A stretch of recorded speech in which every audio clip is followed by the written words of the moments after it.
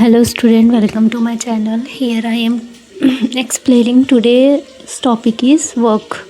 In physics, simple definition of work is when a force is applied to an object cause it to move a certain distance in the direction of force.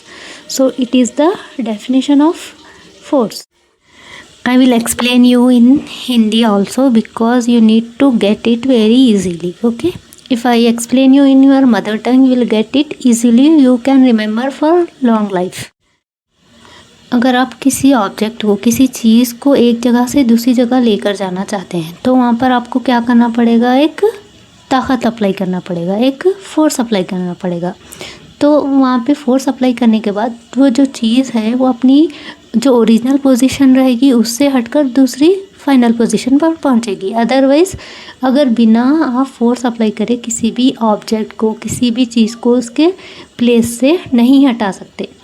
तो work यही बताता है कि किसी चीज़ का, किसी object का एक प्लेस से दूसरे प्लेस पर जाना, तो वहाँ पे क्या है, फोर्स अप्लाई करना पड़ेगा।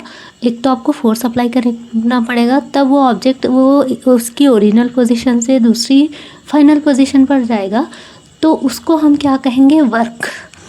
तो यहाँ पे और एक डेफिनेशन भी दिया गया है, work is done when force cause displacement. Work तभी डन होगा तब कि जब हम फोर्स अप्लाई करने के बाद वो ऑब्जेक्ट क्या होगा, डिस्प्लेस होगा, वो उसकी ओरिजिनल पोजीशन से हट जाएगा।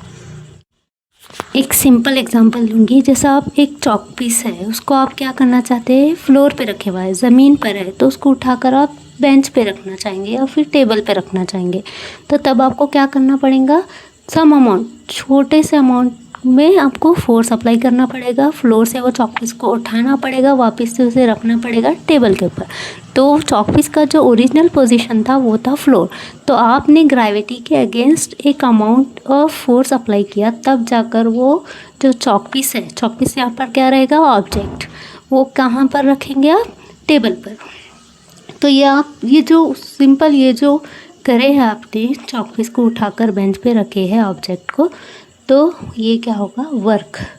तो यहाँ पे ओरिजिनल पोजीशन चॉकपीस की डिस्प्लेस हो गई टेबल पर रखने के बाद। ओके, वर्क का फॉर्मूला रहेगा W=F×S। F फोर्स बताता है, S डिस्प्लेसमेंट। तो अगर नो डिस्प्लेसमेंट रहेगा, अगर ओरिजिनल पोजीशन चेंज नहीं हो रही ऑब्जेक्ट की, तो वहाँ पे वर्क डन नहीं होगा। So no displacement means no work is done. Work depends on force and displacement. So there should be work depends on the force and displacement. When an object is said to be work, so there should be displacement takes place. Hope you understood the concept. Thank you. Bye.